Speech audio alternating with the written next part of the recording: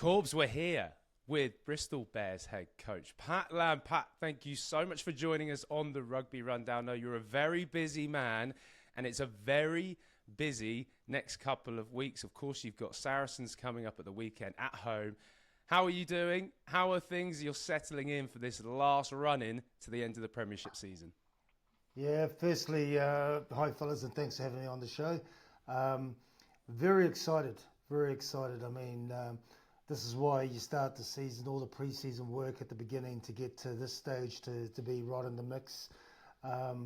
We're in a really good place. Now we play the defending champions this week. We sort of, during the Six Nations, we said, right, we've got 6 test matches ourselves to prepare for.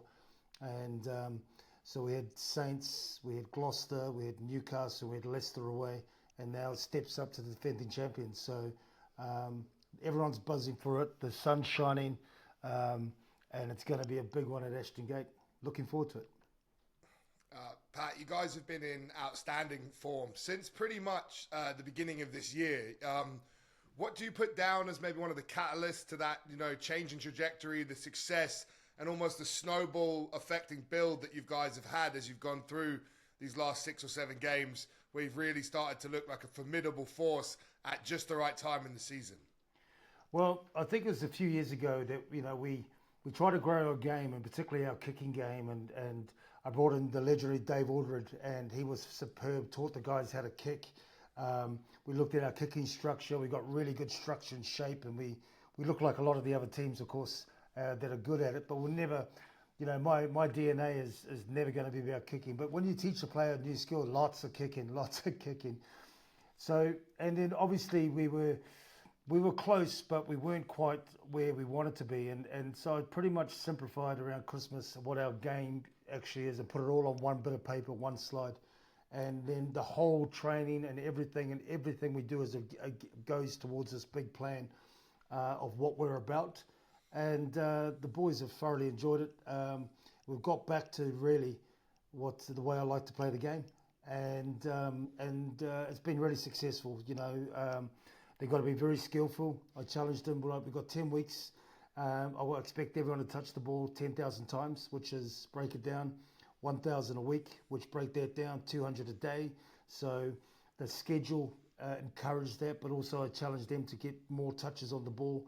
I don't care if you got number 1 or number 3 on your back, Alex, or whether you got the back's number Will, is that you got to be able to do the skills. And if we get that done with our mindset, the way that we play, we got a great chance. And the boys have loved it, and we've really got smiles on the faces and playing the way, and a lot of people have enjoyed the way we're playing too. Well, it smiles on your faces because since the 5th of January, you've been unbeaten in the Premiership, and some of those results, you've wiped the floor of teams. Pat, I do want to talk about, though, the most recent Premiership game against Leicester. That comeback, that belief in the team to come from behind and literally just win it at the end. AJ McGinty, friend of the show, USA International with the last conversion. How on earth did that game go down? But that belief in the squad, though, came through, and that's something which was really built, and I'm sure through the confidence as what's been a brilliant calendar year for you guys. Yeah, I think really good question, because I think what you do not go to Welford Road, as you men know, where they're fully stacked with their best team, all internationals.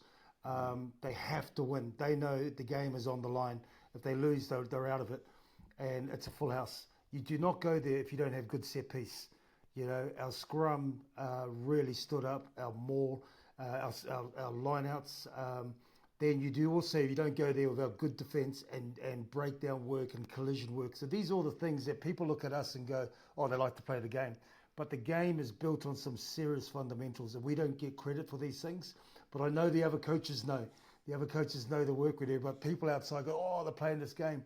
So when you look at some of the big players they have, Jasper Wiese, George Martin, Ollie Chesham, those guys never really came into the game because of the quality work that we put in set piece and collisions, the physicality that we brought to it, that I basically was watching, and we sort of said this would happen, that we make them really uncomfortable, that when it came to when we needed to step up, and our attack kicked in that last 10 minutes to get those 3 tries. And one of the things we have talked about on the mental side of it is that we build momentum by playing as a team. Don't worry about the outcome. If we make a mistake, number one, don't worry about making mistakes. Trust your skills, trust your instinct, trust your mates, and your mates will help you out. If you make a mistake, we transition into D. If we get the ball back, we transition into attack. And it's been the way we've trained, and that certainly has, as Max Malin says, keep growing the belief by the work that we put in.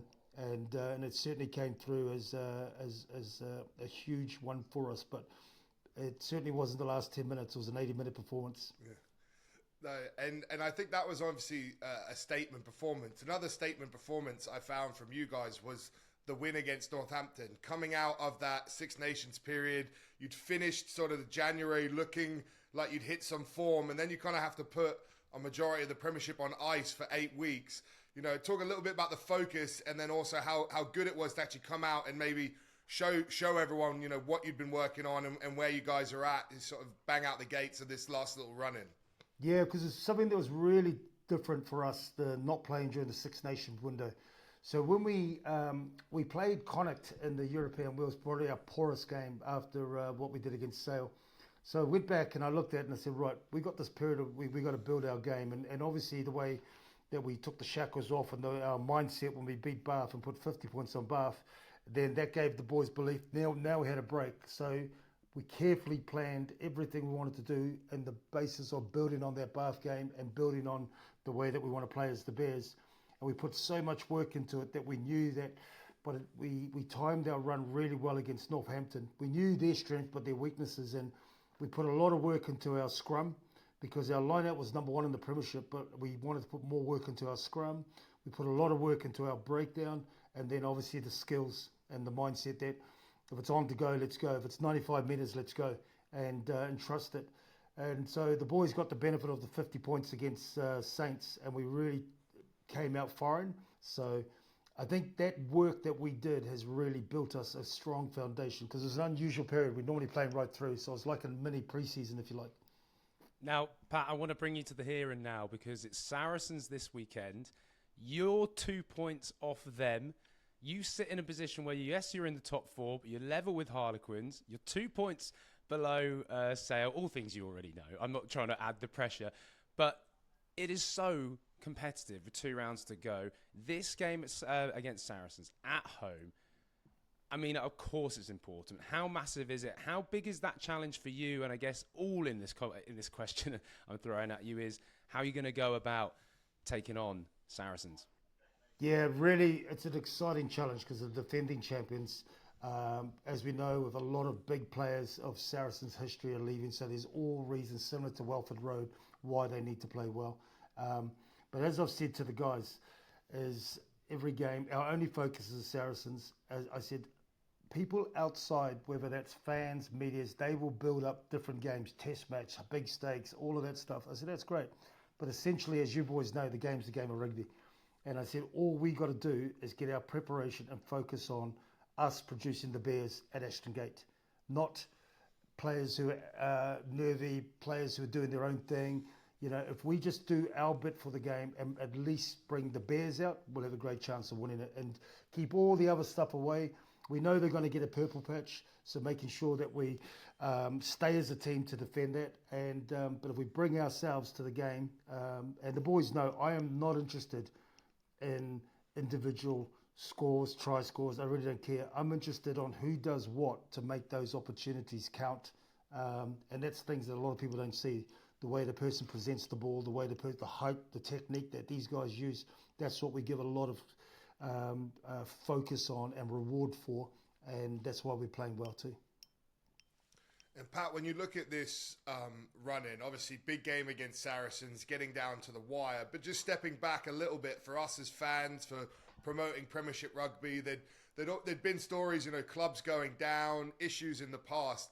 This season has just been about sensational rugby, and it's just been so competitive all the way to the end that it's just a blessing sort of for us fans. You know, just a little bit from your perspective, being a part of it, from a organisational point of view, how good is that for the big picture of the sport and the product?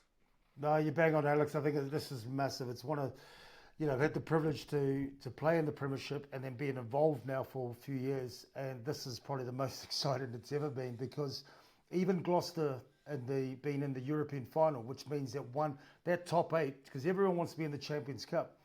As soon as they made their final, you cannot become top 7. So every game has gone up another level, because that's huge.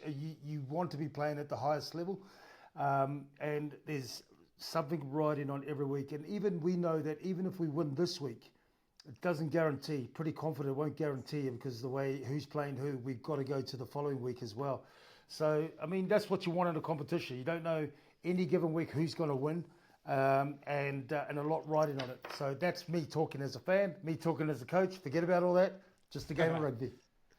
Love that. I love that, Pat. Well, look, just before you go, though, obviously with a rugby rundown here in the USA, I know Corbs know as well, that you definitely keep an eye on Major League Rugby. Stephen Longwell was with you, of course. He came over from Old Glory DC to the Bristol Bears. He's now back with DC at the moment.